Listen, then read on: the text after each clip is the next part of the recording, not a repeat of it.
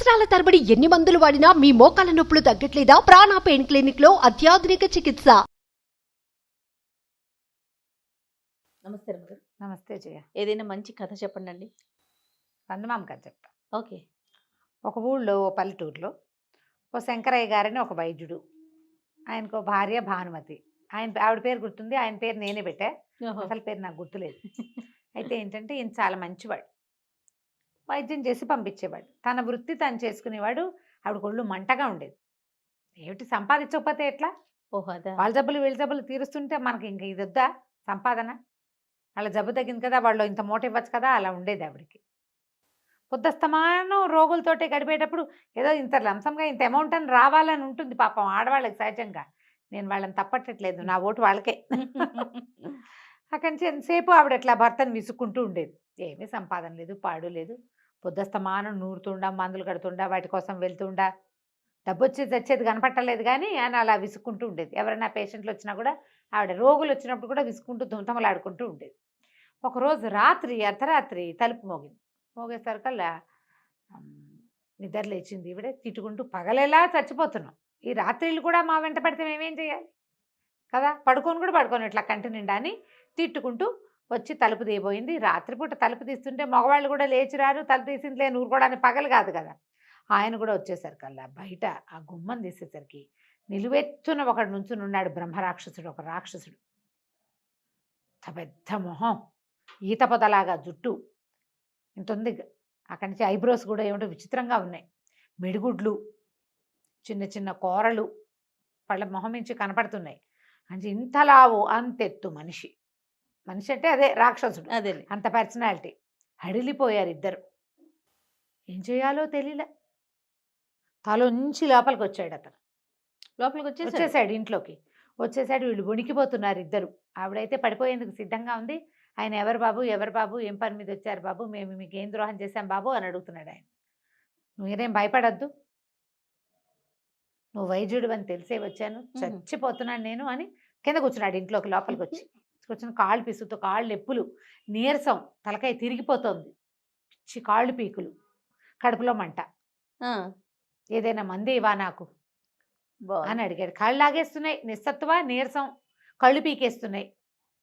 ఇవన్నీ ఎప్పుడు వస్తాయి, కొంచెం జ్వరం ఉంటే వస్తాయి. అవును, పొట్టలో అరుగుదల లేకపోయినా కూడా వస్తాయి. అక్కడి నుంచి వైద్యుడు ఈయన ఏం చేశాడు, కళ్ళు అన్నీ పరిశీలించి, నువ్వేం కంగారు పడకు, దీనికి మందు ఉందిలే, మన దగ్గర అసురమేహ వ్యాధి అంటారు దీన్ని అని చెప్పాడు. ఈ పేరు ఎంత బాగుంది కదా. అదే కొన్ని మేహాలు ఉంటాయి, ఇది ఒక మేహం అన్నమాట. అసురమేహ వ్యాధి మందిస్తాను, వేసుకో అని చెప్పి, సరే లోపలికి వెళ్ళి ఓ కషాయం ఏదో నూరుకుని పట్టుకొచ్చి ఇచ్చాడు. వాడు ఈ లోపల కింద కూర్చుని వాడు తన కాళ్ళు వాడే పిసుకుంటున్నాడు. మరి ఏం చేస్తాడు, పిక్కలు లాగేస్తున్నాయి, కాళ్ళు లాగేస్తే మనం కూడా అదేగా చేస్తాం. అవును. వీడు ఉణుక్కుంటూ ఓ పక్కన నుంచుంది, వీడు ఏం చేసేస్తాడు అని. కానీ వాడు ఏం చెయ్యాల, వాడు కూర్చున్నట్టే ఉన్నాడు, కాళ్ళు నొక్కుంటున్నాడు. ఆయన కషాయం తీసుకొచ్చి ఇచ్చేస్తారు కదా, ఆ కషాయం ఎత్తి గొంతులో పోసుకుని, మళ్ళీ రేపు ఇదే వేళకు వస్తాను, పగలు వస్తే అందరూ భయపడతారని నేను రాత్రికి వచ్చాను అన్నాడు.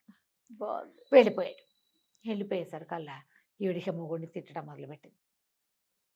ఇంత పెద్ద రాక్షసులు అంటే వాళ్ళ దగ్గర ఎంతో సంపద ఉంటుంది, ఊళ్ళో వాళ్ళని అడగలేవే, బీదా బిక్కిని అడగవు, కనీసం వీడినైనా అడగద్దా, అడగాలి కదా, పాయింటే అని తిట్టింది. తిట్టేసరికి ఈయన అన్నాడు, సో మనకు వైద్యమే నా వృత్తి, ఎవడైనా బాధలో ఉంటే వాడి బాధ తగ్గించాలి, అది నా వృత్తి ప్రవృత్తి కూడాను.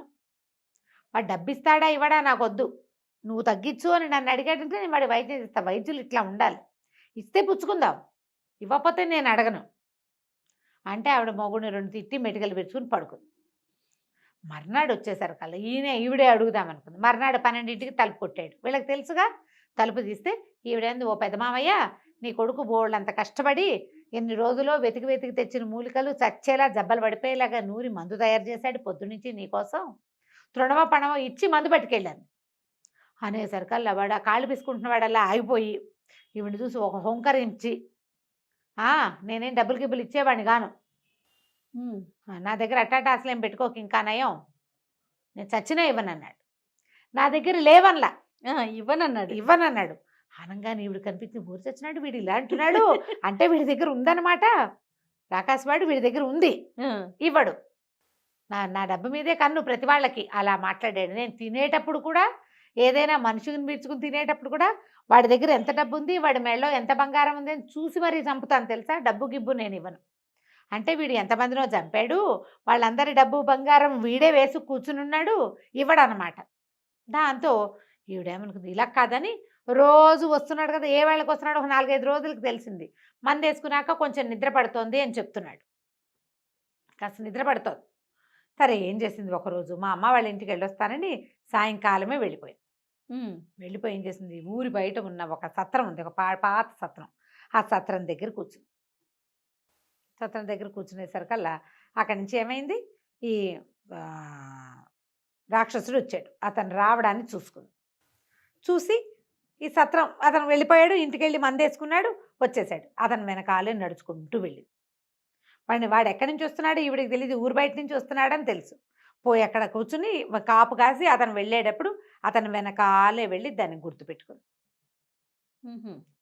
వాడు కాస్త ఆ సత్రానికి తన ప్లేస్కి వెళ్ళాడు.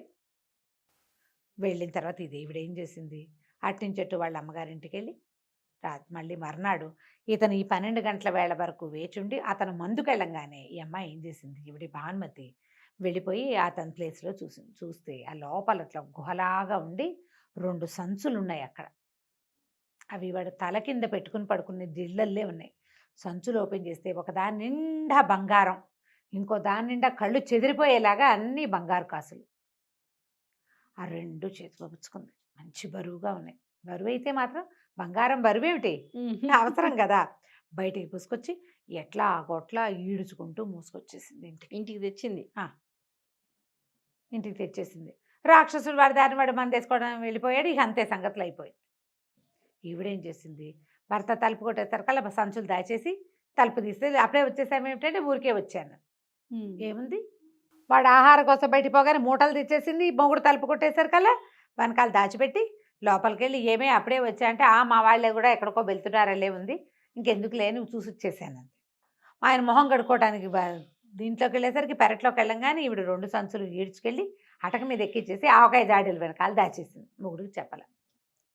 ఇన్ని 2 సంచులు మూసుకొచ్చింది కాదు, దొడ్లోకి వెళ్ళి కాళ్ళు చేతులు కడుక్కునేసరికి ఇలా అయిపోయింది. నీరసం వచ్చేసింది. కాళ్ళు పీకటం మొదలుపెట్టినాయి. మరి ఆ రాక్షసుడు దబా దబా నడితే ఇప్పుడు వెనకాల పడి నడవలా, అందుకే అనుకుంది. అక్కడి నుంచి లోపలికి వెళ్ళింది. ఏమీ పని చేయలేకపోయింది. మంచం మీద పడుకుని మూలగటం మొదలుపెట్టింది. కాళ్ళు లాగేస్తున్నాయి, నిస్సత్తుగా ఉంది, నాకు నీరసంగా ఉందంటే భర్త వచ్చి వేరు చేయ చూసి, వసే నీ ఒళ్ళు వేడిగా ఉంది, ఆ ఊరి నుంచి చీకటిని బట్టి నడిచొచ్చావు, ఎందుకేవో ఏమో పోనీ ఒళ్ళు అలసిపోయినట్టుంది, నీకు జ్వరం వచ్చేసింది అని మందేదో నోటో మందేశాడు, చిటికడు వేసి పడుకోమన్నాడు. ఈ లోపల ఏమైంది, రాక్షసుడు వచ్చాడు.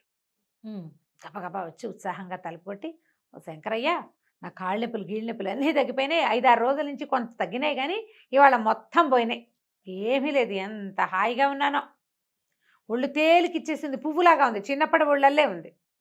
నువ్వు చాలా మంచివాడివి, చక్కటి వైద్యం చేసావు, నీకేమైనా ఇద్దామనుకున్నాను, కానీ నా దగ్గర ఉండాల్సిన 2 సంచులు ఎవడో పట్టుకుపోయాడు, ఎవరో దొంగలు పడి నా గుహల నుంచి పట్టుకుపోయారు, నేను నీకేమి ఇవ్వలేను, కానీ నీ కృతజ్ఞతలు నమస్కారాలు మాత్రమే ఇవ్వగలను, నువ్వు చల్లగా ఉండాలి, హాయిగా ఉండాలి అన్నాడు.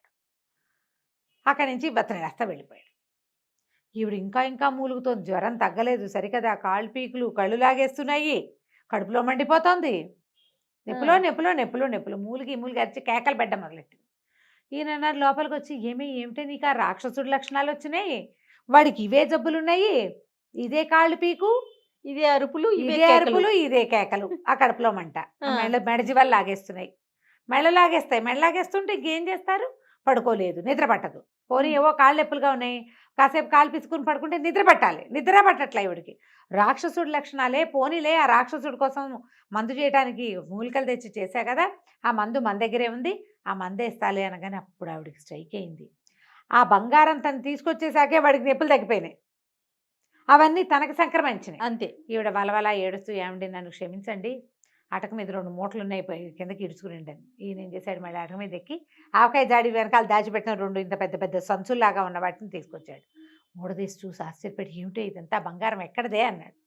ఆ రాక్షసుడు గుహకెళ్ళి తెచ్చేశానండి, పెద్ద మావయ్య ఇవ్వమని అడిగినా కూడా ఇవ్వనన్నాడు, వీడి దగ్గర ఉంటుందని ఊహించి నేనంతా పట్టుకొచ్చేసాను, తెచ్చిన తర్వాత నాకు ఈ కాళ్ళు పీకులు మొదలైనవి అనగానే ఆయన అన్నాడు, వసే ఇది పాపిష్టి సొమ్మే, వాడు ఎంతమంది మనుషుల్ని చంపేసి ఈ దెబ్బంతా కూర్చాడో, ఆ డబ్బు మీద కాపీనంతోటే వాడికి అది వచ్చింది.